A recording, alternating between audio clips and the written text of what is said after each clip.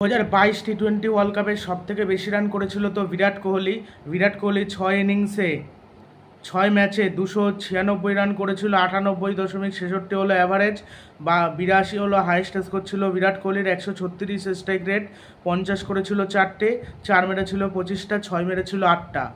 আর 2021 সালের আর 2022 সালে সব থেকে বেশি উইকেট নিয়েছিল ওয়ানেন্দু হাসারাঙ্গা, শ্রীলঙ্কার লেগ স্পিনার, বল হাতে। 8টা ম্যাচে 8 ইনিংসে বল করেছিল 31 ওভার, একটা মেডেন ওভার দিয়েছিল, 15টা উইকেট নিয়েছিল, বেস্ট বোলিং ফিগার ছিল, 8 রান দিয়ে 3 উইকেট, 13.26 হলো অ্যাভারেজ, 6.41 হলো ইকোনমি ছিল, 12.40 হলো স্ট্রাইক রেট ছিল। একবারও 4 উইকেট বা 5 উইকেট দিতে পারেনি ওয়ানেন্দু হাসারাঙ্গা। আর স্যাম কারানও 13টা উইকেট নিয়েছিল, 2টো উইকেট কম নিয়েছিল স্যাম কারান, 2টো ম্যাচ কমও খেলেছিল। ওয়ানেন্দু হাসারাঙ্গার দল কিন্তু কাপ জিততে পারেনি, বিরাট কোহলির দলও কিন্তু কাপ জিততে পারেনি 2022 টি-20 ওয়ার্ল্ড কাপে। তারা এইগুলো রেকর্ড করেছিল ঠিকই, বাট কাপ কিন্তু জিততে পারেনি। আর 2021-এও ওয়ানেন্দু হাসারাঙ্গা কিন্তু সব থেকে বেশি উইকেট নিয়েছিল ওয়ানেন্দু হাসারাঙ্গা। ওই 6-7টা ম্যাচ এরকম বল করেছিল, এরকম 15-16টা উইকেট নিয়েছিল ওয়ানেন্দু হাসারাঙ্গা। আর 2021 সালে সব থেকে বেশি রান করেছিল, অবাক করা কাণ্ড, বাবর আজম। 2022 টি-20 ওয়ার্ল্ড কাপে চরম ফ্লপ গেছিল বাবর আজম, বাট 2021 টি-20 ওয়ার্ল্ড কাপে কিন্তু ভালো ব্যাটিং করেছিল বাবর আজম, বা তাও স্ট্রাইক রেট অনেক কম ছিল। 6টা ম্যাচে 303 রান করেছিল, 70 হলো হাইয়েস্ট স্কোর ছিল, 60.60 হলো অ্যাভারেজ, আর 50 করেছিল 4টে, 28টা 4 মেরেছিল, 5টা 6 মেরেছিল, আর স্ট্রাইক রেট 126। স্ট্রাইক রেট অনেকটাই কম ছিল বাবর আজমের। তার থেকে বরঞ্চ ডেভিড ওয়ার্নার যদি প্রথম থেকে ফর্মে থাকতো, 7টা ম্যাচ খেলেছে, 7টা ইনিংসে 289 রান করেছে, আরও রান বেশি করতো, সব দিক থেকে এগিয়ে থাকতো ওয়ার্নার। আর 89 হাইয়েস্ট স্কোর, 48.16 হলো অ্যাভারেজ, আর 3টে 50 করেছিল, 32টা 4 মেরেছিল, 10টা 6 মেরেছিল। আর সেইবার চ্যাম্পিয়ন হয়েছিল অস্ট্রেলিয়া, কিন্তু বাবর আজম কিন্তু সব থেকে বেশি রান করেছিল। বাবর আজমের দল কিন্তু চ্যাম্পিয়ন হতে পারেনি, মানে পাকিস্তান। আর 2016 টি-20 ওয়ার্ল্ড কাপে সব থেকে বেশি রান করেছিল তামিম ইকবাল, 295 রান করেছিল, 295 রান করেছিল। 103 হলো হাইয়েস্ট স্কোর, 73.75 অ্যাভারেজ, আর 142.51 হলো স্ট্রাইক রেট, 100 করেছিল একটা, 50 করেছিল একটা। তার থেকে বিরাট কোহলি ভালো পারফরমেন্স করেছিল, বাট ওই একটা ইনিংস বেশি কমের জন্য এরকম হয়েছিল। বিরাট কোহলি তো আরও ভালো পারফরমেন্স করেছিল, 5টা ম্যাচে 293 রান করেছিল, 89 হাইয়েস্ট স্কোর, 136 হলো স্ট্রাইক রেট ছিল। অবিশ্বাস্য, মানে দারুণ। আর 2016 টি-20 ওয়ার্ল্ড কাপে কে সব থেকে বেশি উইকেট নিয়ে নিচ্ছিল সেটা বলছি। 2016 টি-20 ওয়ার্ল্ড কাপে সব থেকে বেশি উইকেট নিয়েছিল, হ্যাঁ, মোহাম্মদ নবী। একজন বোলার না, একজন অলরাউন্ডার হয়ে সব থেকে বেশি উইকেট নিয়েছিল। 7টা ম্যাচে 12টা উইকেট নিয়েছিল, 27 ওভার বল করেছিল, 162টা বল করেছিল, আর 6.07 হলো ইকোনমি অনেক কম ছিল, 13.50 হলো স্ট্রাইক রেট, আর 4 উইকেট নিয়েছিল একবার। মোহাম্মদ নবী। রাশিদ খান 7টা ম্যাচে সেইবার 11টা উইকেট নিয়েছিল, একটা মাত্র কম উইকেট নিয়েছিল। ভাবা যায় রাশিদ খানের থেকেও মোহাম্মদ নবী 2016 সালে ভালো বল করেছিল। আর 2014 সালে সব থেকে বেশি রান করেছিল বিরাট কোহলি 319 রান করেছিল, 103 মোনা অ্যাভারেজ ছিল। তারপরেও কিন্তু সেই দল চ্যাম্পিয়ন হতে পারেনি। আফগানিস্তানও তো 2016 সালে চ্যাম্পিয়ন হতে পারেনি। যে সব থেকে বেশি উইকেট নিলে বা সব থেকে বেশি রান করলে যে সেই দল চ্যাম্পিয়ন হবে এমন কোনো কথা নেই, অনেক দলই হয়েছে, এরকম হয়নি। আর 2014-তে আবার ইমরান তাহির সব থেকে বেশি উইকেট নিয়েছিল, 5টা ম্যাচে 5টা ইনিংসে 120 বল করেছিল, 20 ওভার বল করেছিল, উইকেট নিয়েছিল 12টা। 5টা ম্যাচে অনবদ্য বোলিং করেছিল সাউথ আফ্রিকার হয়ে ইমরান তাহির। আর 2014-তেও বিরাট কোহলি। আর 2012-তে বলছি আমি, 2012-তে অজন্তা মেন্ডিস প্লেয়ারটা খুব ভালো ছিল। অজন্তা মেন্ডিস পুরো সেম, মানে অজন্তা মেন্ডিসের বোলিং অ্যাকশন আর ওই মহেশ তেকসানার বোলিং অ্যাকশন অনেকটাই একই রকম, পুরো একই ধরনের বল করে। তবে অজন্তা মেন্ডিস একটু আলাদা লেভেলের বোলার ছিল, একটু ভালো লেভেলের বোলার ছিল। 6টা ম্যাচে 6টা ইনিংসে 144টা বল করেছে, 24 ওভার বল করেছিল অজন্তা মেন্ডিস। এই অজন্তা মেন্ডিস ব্যাটসম্যানদের সমস্যায় ফেলতো, সেটা বাঁহাতি ব্যাটসম্যান হোক বা ডানহাতি ব্যাটসম্যান হোক, সমস্যায় ফেলতোই, খুব ভালো বল করতো। আর 15টা উইকেট নিয়েছিল, 8 রান দিয়ে 6 উইকেট হলো বেস্ট বোলিং ফিগার, 8.80 হলো অ্যাভারেজ, 6.12 হলো ইকোনমি ছিল, মাত্র 6.12 ইকোনমি, অনবদ্য বোলিং। আর 2012-তে সব থেকে বেশি রান করেছিল শেন ওয়াটসন। 2012-তে সব থেকে বেশি রান করেছিল শেন ওয়াটসন, 249 রান করেছিল, অ্যাভারেজও ভালো ছিল, স্ট্রাইক রেট কিন্তু 160-এর কাছাকাছি ছিল, ভালো স্ট্রাইক রেটে ব্যাট করেছিল শেন ওয়াটসন 2012-তে। আর 2010-এ ড্রিক হেনরিক্স ড্রিক হেনড্রিক্সই সম্ভবত ছিল, আমি দেখে বলছি, নামটা মনে নাই। না, ড্রিক নানিস বাঁহাতি ফাস্ট বোলার, ভালো বোলারটা ছিল, তারপর তো আর দেখাই যায়নি। অস্ট্রেলিয়া দলে অনেক প্লেয়ার এরকম ভালো বল করেছে, বাট তারপর আর দেখা যায়নি। 7টা ম্যাচে 7টা ইনিংসে 26 ওভার বল করেছিল, আর উইকেট নিয়েছিল, আমি বলছি উইকেট নিয়েছিল 15টা, মাত্র 6.12 ছিল ইকোনমি। একবার 4 উইকেট নিয়েছিল, একবার 5 উইকেট নিয়েছিল, ভালো বোলিং করেছিল। 8 রান দিয়ে 6 উইকেট হলো বেস্ট বোলিং ফিগার ছিল। না, 8 রান দিয়ে, না না না, ভুল বলেছি আমি। হ্যাঁ, না, ঠিকই ঠিকই, 8 রান দিয়ে 6 উইকেট, হ্যাঁ, বেস্ট বোলিং ফিগার। আর না, 18 রান দিয়ে 4 উইকেট। 8 রান দিয়ে 6 উইকেট যেটা, ওইটা হলো অজন্তা মেন্ডিস। আর 18 রান দিয়ে 4 উইকেট, এটাই হলো এই ড্রিক। আর উমার গুল, আর 2009-তে সব থেকে বেশি রান করেছিল। আর 2010-এ টি-20 ওয়ার্ল্ড কাপে সব থেকে বেশি রান করেছিল মেহলা জয়বর্ধনে। 6টা ম্যাচে 6টা ইনিংসে 302 রান করেছিল, 7.40 হলো অ্যাভারেজ। আর হায়েস্ট 100 একটা হায়েস্ট করেছিল, 159 ছিল স্ট্রাইক রেট, 250 করেছিল, একটা সেঞ্চুরি করেছিল। আর চার চার উইকেট, মানে 4 মেরেছিল 29টা, 11টা 6 মেরেছিল। মেহলা জয়বর্ধনে গেল। আর শেন ওয়াটসন 2012-তে আমি বলেছি। আর 2007-এ, 2007-এ 2009, 7-এ ম্যাথিউ এডেন। আর 2009 হলো তিলকরত্নে ডিলসন, এটাই আমার মনে পড়ছিল না। 7টা ম্যাচে 7টা ইনিংসে 317 রান করেছিল, 96 ছিল হাইয়েস্ট স্কোর, 144.74 হলো হাইয়েস্ট স্ট্রাইক রেট। আর 3বার 50 করেছিল, 2বার 0 করেছিল। আর 4 মেরেছিল 46টা, 3টে 6 মেরেছিল। এই হলো ব্যাপার। আর ম্যাথিউ এডেন তো বলেছি, সব থেকে বেশি রান করেছিল ওই 2007-এ, এবং সব থেকে বেশি উইকেট নিয়েছিল উমার গুল দারুণ বোলার ছিল। এবং 2009 যে আইপিএলটা হয়েছিল, 2009 আইপিএলে কলকাতা খারাপ খেলেছিল, বাট সেইবার কিন্তু উমার গুল খুব ভালো বল করেছিল। তখন পাকিস্তানের প্লেয়ার অনেকে কিন্তু খেলতো, মানে খেলার অনুমতি ছিল, এখন তো নিষিদ্ধ হয়েছে, তারা খেলতে পারে না, বাট তখন কিন্তু খেলতো। সেই জন্য অনেক অনেক প্লেয়ার কিন্তু খুব ভালো পারফরমেন্স করেছে, আবার অনেকে খারাপ পারফরমেন্সও করেছে। যেমন একটা প্লেয়ার ছিল, কি জানো, আজহার মোহাম্মদ না কি জানো, ওই প্লেয়ারটা ভালো খেলতে পারেনি, তারপর বাদ পড়েছিল। এরকম অনেক প্লেয়ার রয়েছে যারা হারিয়ে গেছে আইপিএল থেকে, 1-2 বার খেলেছে, তারপর কিন্তু হারিয়ে গেছে। ভারতীয় অনেক প্লেয়ার এরকম রয়েছে, ঠিকঠাকভাবে সুযোগ পায়নি, আবার অনেকে সেইভাবে পারফরমেন্স করে উঠতে পারেনি, কিন্তু কোনো না কোনো দল পেয়েছে। যেমন জয়দেব উনাদকার, একবার কলকাতার হয়ে খেলতো, একবার রাজস্থান রয়্যালসের হয়ে খেলতো, একবার খেলেছিল মুম্বাই ইন্ডিয়ান্সের হয়ে, একবার খেলেছিল রাইজিং পুনে সুপার জায়ান্টসের হয়ে, আর আরেকবার কোন দলের জন্য, পাঞ্জাবের হয়ে বোধহয় খেলেছিল, লখনৌর হয়ে খেলেছিল, অনেক দলের হয়ে খেলেছে এই জয়দেব উনাদকার, কিন্তু সেইভাবে পারফরমেন্স করে উঠতে পারেনি।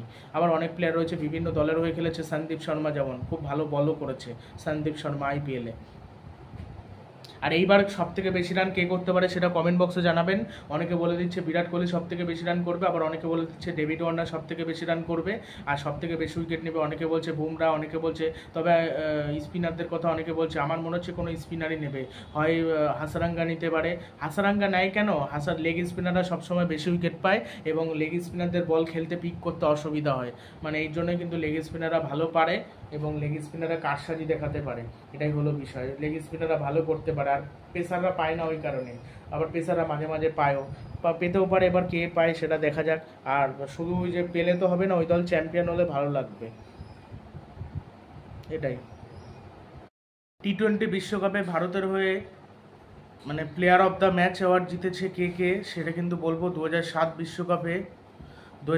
বিশ্বকাপে যুবরাজ সিং ইংল্যান্ডের বিরুদ্ধে যেটা 6 বলে 6টা ছক্কা মেরেছিল স্টুয়ার্ট ব্রডের বলে, এবং ওই সেখানে কিন্তু player of the match award জিতেছিল যুবরাজ সিং। তারপর রোহিত শর্মা সাউথ আফ্রিকার বিপক্ষে 40 বলে বোধহয় 50 রান করেছিল। তারপর যুবরাজ সিং অস্ট্রেলিয়ার বিরুদ্ধে পুরো হারা ম্যাচ জিতিয়ে দিয়েছিল যুবরাজ সিং। আর ইরফান পাঠান পাকিস্তানের বিরুদ্ধে ভালো বোলিং করার জন্য, সেটা মনে হয় ফাইনাল ম্যাচে মনে হয় ভালো, ফাইনাল ম্যাচেই সম্ভবত হবে, ফাইনাল ম্যাচে ভালো বোলিং করার জন্য বোধহয় প্লেয়ার অফ দ্য ম্যাচ জিতেছিল। আর না, এমনি মনে হয় ম্যাচে, গ্রুপ লিগের ম্যাচে সম্ভবত। 2009-এর যে টি-20 ওয়ার্ল্ড কাপ, সেখানে প্রজ্ঞান ওঝা বাংলাদেশের বিরুদ্ধে কিন্তু ভালো বল করেছিল, এবং প্রজ্ঞান ওঝা কিন্তু এখান থেকে player of the match award জিতেছিল। জাহির খান বনাম আয়ারল্যান্ড, মানে জাহির খান কিন্তু আয়ারল্যান্ডের বিরুদ্ধে player of the match award জিতেছিল। আশিস নেহরা আফগানিস্তানের বিপক্ষে 2010 টি-20 ওয়ার্ল্ড কাপে 2010 টি-20 ওয়ার্ল্ড কাপে সুরেশ রায়না সাউথ আফ্রিকার বিপক্ষে এই ম্যাচে সেঞ্চুরি করেছিল সুরেশ রায়না। তাও সাউথ আফ্রিকার মতো কঠিন লাইন আপের বিরুদ্ধে বোলিং লাইন আপের বিরুদ্ধে কিন্তু ভালো খেলেছিল সুরেশ রায়না। 2012-তে বিরাট কোহলি আফগানিস্তানের বিপক্ষে 50 করেছিল। সেই ম্যাচে হরভজন সিং ইংল্যান্ডের বিরুদ্ধে দারুণ বোলিং করে কিন্তু player of the match award জিতেছিল। আর বিরাট কোহলি পাকিস্তানের বিরুদ্ধে player of the match award জিতেছিল যুবরাজ সিং সাউথ আফ্রিকার বিরুদ্ধে। 2014-তে বিরাট কোহলি পাকিস্তানের বিপক্ষে, অমিত মিশ্র ওয়েস্ট ইন্ডিজের বিপক্ষে। মানে ওয়েস্ট ইন্ডিজ আমরা সবসময় দেখেছি ওয়েস্ট ইন্ডিজের যারা ব্যাটসম্যান তারা লেগ স্পিনারদের খেলতে পারে না, এই ম্যাচেও তাই হয়েছিল। অমিত মিশ্র অসাধারণ বল করে দিয়েছিল। অমিত মিশ্র একজন ভালো লেগ স্পিনার ছিল, বাট সেইভাবে কিন্তু ভারতীয় টিমে ছাপ ফেলতে পারেনি বা সুযোগ পায়নি। আর রবি অশ্বিন বাংলাদেশের বিপক্ষে জিতেছিল, রবি অশ্বিন অস্ট্রেলিয়ার বিপক্ষেও জিতেছিল। বিরাট কোহলি সাউথ আফ্রিকার বিপক্ষে জিতেছিল, এটা সেমিফাইনাল ম্যাচ ছিল, একাই নিয়ে গেছিল টেনে। অনবদ্য ব্যাটিং করেছিল বিরাট কোহলি এবং ফাইনাল ম্যাচেও ভালো খেলেছিল, বাট সেই ম্যাচে প্লেয়ার অফ দ্য ম্যাচ হয়েছিল কুমার সাঙ্গাকারা এবং কাপ জিতেছিল কিন্তু টি-20 ওয়ার্ল্ড কাপ 2014 শ্রীলঙ্কা। একটুর জন্য ভারত কাপ জিততে পারেনি। 2016-তে বিরাট কোহলি পাকিস্তানের বিরুদ্ধে প্রথম ম্যাচে 84 রান বোধহয় চেস করতে নেমে 3 রানে 3 উইকেট পড়ে গেছিল ভারতের, সেখান থেকে 51 বলে 49 রান করে বিরাট কোহলি কিন্তু player of the match award জিতেছিল। রবি অশ্বিন বাংলাদেশের বিপক্ষে রেকর্ড করেছিল, বিরাট কোহলি অস্ট্রেলিয়ার বিপক্ষে রেকর্ড করেছিল। এটাও পুরো হারা ম্যাচ ছিল, মানে পুরো MS ধোনি একদিকে ধরে দাঁড়িয়েছিল আর একদিকে বিরাট কোহলি খেলে দিয়েছিল। লাস্টে 6 বলে যে 4 রান বাকি ছিল লাস্ট ওভারে, তারপর তো বিরাট কোহলি সেটা করে দেয়, 82 রান করে এবং অবিশ্বাস্য একটা ইনিংস ছিল। আর এই ইনিংসে বিরাট কোহলি একদম কত স্লো খেলছিল, 40 বলে বোধহয় 50 করেছিল, তারপর শেষ অবধি যে 82 রান করে 52 বল খেলে সম্ভবত। আর 2021-এ রোহিত শর্মা আফগানিস্তানের বিরুদ্ধে ভালো খেলে, আসল সবাই খেলতে পারে না, ছোট টিমের বিরুদ্ধে ভালো খেলে দেয় রোহিত শর্মা। তারপর জাদেজা স্কটল্যান্ডের বিপক্ষে দারুণ বোলিং করেছিল, সে আগুন জ্বালানো বোলিং যেগুলো আগে আমরা দেখতে পাইনি। রবীন্দ্র জাদেজা নামিবিয়ার বিপক্ষেও জিতেছিল।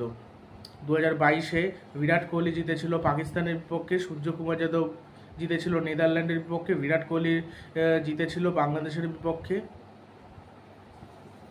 আর সূর্যকুমার যাদব বনাম জিম্বাবুয়ের বিপক্ষে সূর্যকুমার যাদব 21 বলে 68 রান, কি অপ্রতিরোধ্য। মানে ব্লেজিং মুজরাবানি হোক না রিচার্জ নাগারা হোক, যে ভালো বোলার বল করতে আসুক না কেন, মানে সূর্যকুমার যাদব তার অপ্রতিরোধ্য ব্যাটিং করে দিচ্ছিল। মানে তাকে আটকানো ঠেকানো মুশকিল হয়ে গেছিলো জিম্বাবুয়ের পক্ষে। মানে জিম্বাবুয়ে ভাবতেই পারেনি যে সূর্যকুমার যাদব খেলে দেবে। প্রথমে সূর্যকুমার যাদব বেশ কয়েকটা বল খেলে, একটু অসুবিধা হচ্ছিল, তারপর তার বলে 4-6 যা বল করে, ফুল টাচ বল দিল 6, ইয়র্কার দিল 4, মানে যা দিচ্ছে সব 4-6 হয়ে যাচ্ছিলো। আর বিরাট কোহলি তো একদিক দিয়ে ধরে খেলেই যাচ্ছিল, ধরেও খেলছিল আবার মারছিল। আর ওই পিচটা কিন্তু অতটা ব্যাটিংয়ের জন্য অতটা সহজ ছিল না, তাও ভালো ব্যাটিং করেছিল। তারপরে সাউথ আফ্রিকার বিপক্ষে একটা ভালো ইনিংস খেলে দিয়েছিল সূর্যকুমার যাদব, ওইটাও সুইং 14 বলে বোধহয় 15 রান করছিল রোহিত, তারপর বিরাট কোহলি আউট হয়ে গেল, সবাই আউট, ওই একা টেনে গেছিলো সূর্যকুমার যাদব। মানে কিছু কিছু ম্যাচে খেলেছে ভারতের কেউ না কেউ খেলেছে, কিন্তু ওই ম্যাচে আবার যে বিরাট কোহলি একটা ক্যাচ ধরতে পারলো না রবিচন্দ্রন অশ্বিনের বলে, 63 রানে অ্যাডিন ম্যাক্রামের বোধহয় ক্যাচ মিস করেছিল বিরাট কোহলি, ওইখানেই ম্যাচটা হেরে গেছিলো। ক্যাচ মিস মানে ম্যাচ মিস, এর জন্য বিশ্বকাপ জিততে গেলে সবসময় ক্যাচগুলো ঠিকঠাকভাবে ধরতে হয়, তাহলে ভালো কিছু হয়। এবার হ্যাঁ, মাঝে মাঝে ক্যাচ মিস হয় একটা ভালো ফিল্ডারে, সেটা হতেই পারে, সেটা আলাদা বিষয়। আর মানে একেবারে না ধরতে পারে আলাদা বিষয়, চেষ্টা না করাটা আলাদা বিষয়। ওই অনেকে চেষ্টাই করে না, দেখলাম চেষ্টাই করলো না, অনেকে আবার চেষ্টা করতে গিয়ে চোট লেগে যায়, ক্যাচটাও ধরলো বা চোট লেগে গেল এরকম। অনেক ফিল্ডার রয়েছে যারা ভালো ফিল্ডার, কিন্তু মাঝে মাঝে ক্যাচ মিস হয়ে যায়, এগুলো ওই যে সব দিন সবার যায় না, মানে ভালো সবার ভাগ্যে যায় না। ওই যে RCB যেরকম টানা 6খানা ম্যাচ জিতলো, লাস্টেরটা হেরে গেল, বিদায় নিল তারা RCB, এবার ওরকমই ব্যাপার আর কি। 9 জুন রয়েছে কিন্তু ভারত পাকিস্তান ম্যাচ, এবং সেই ম্যাচ খেলার আগে অতিরিক্ত টিকিট ছাড়াও 9 জুন ভারত বনাম পাকিস্তানের ম্যাচের জন্য প্রত্যাশিত। মানে টিকিট ছাড়াও কিন্তু ওই ভারত পাকিস্তান ম্যাচ কিন্তু দেখা যাবে, যেহেতু ম্যাচটা হচ্ছে আমেরিকা, ওইখানে কিন্তু নিয়ম আলাদা থাকে, এবং ওইখানে এরকম টিকিট ছাড়াও দেখা যাবে সেই নিয়ম করে দিয়েছে।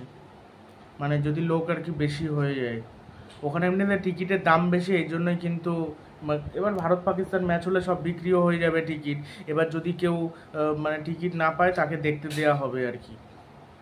মানে একটু ভিড় করানোর জন্য। ভিড় তো হয় না ওই জায়গাতে, আমেরিকায় কেউ যায় না। নেপালেও মনে হয় অনেক ক্রিকেট ভক্ত রয়েছে, মানে ওই আমেরিকায় আর কি ক্রিকেট ভক্ত নেই আর কি, ওই জন্য। আর জোশুয়া লিটল আয়ারল্যান্ডের পেসার, সে বলেছেন বিরাট কোহলি বিশ্বের অন্যতম কঠোর পরিশ্রমী ক্রিকেটার, তিনি সবসময় আরও ভালো থেকে আরও ভালো হতে চান, সর্বদা রানের জন্য ক্ষুধার্ত থাকেন, এটি একটি গুরুত্বপূর্ণ উপাদান যদি আপনি সেরা হতে চান। জোশুয়া লিটল এটাই আর কি বলেছেন, বাঁহাতি পেসার। আর ভারতের পরবর্তী কোচ হতে চলেছে গৌতম গম্ভীর। গৌতম গম্ভীর অথবা অন্য কেউ হতে পারে, গৌতম গম্ভীরের চান্সটা অনেকটাই বেশি। গৌতম গম্ভীর নিজের থেকে হতে চেয়েছে ভারতের কোচ, এবার দেখা যাক এখন কে হয় কোচ। আর রাহুল দ্রাবিড়ের এটাই শেষ আর কি কোচ হিসেবে টুর্নামেন্ট, টি20 ওয়ার্ল্ড কাপ। আর রোহিত শর্মা দিকে দর্শকদের অনুরোধ করে বলেছেন, কেউ গ্রাউন্ডের ভেতরে যাবেন না, খেলোয়াড়দের নিরাপত্তা গুরুত্বপূর্ণ, এমনকি ভক্তদের নিরাপত্তাও গুরুত্বপূর্ণ, আপনাকে একটি নির্দিষ্ট দেশের নিয়মকে সম্মান করতে হবে। অনেকে ওই প্লেয়ারদের সাথে দেখা করার জন্য মাঠে চলে যায় এবং তাদের অনেকে আবার শাস্তি হয়, কলার ধরে টেনে নিয়ে চলে যায় আর কি গ্রাউন্ডসম্যানরা। মানে গ্রাউন্ডসম্যানরা কি পুলিশ থাকে বেশিরভাগ সময়, পুলিশ তারাও নিয়ে যায়, সেই জন্য আর কি যেতে বারণ করা হয়েছে আর কি। দেখা যাক রাহুল দ্রাবিড় অন্তত একটা আইসিসি ট্রফি দিতে পারে নাকি, এখনও পর্যন্ত একটাও দিতে পারেনি। রাহুল দ্রাবিড় যখন প্লেয়ার ছিল তখনও কিছুই জিততে পারেনি, তখনও হেরে গেছিল, ভালো টিম হলেও সেমিফাইনাল ফাইনালে গিয়ে হেরেছিল, জিততে পারেনি কিন্তু। আর এইবার দেখা যাক কোচ হিসেবে অন্তত লাস্ট টি20 বিশ্বকাপটা জিততে পারে নাকি।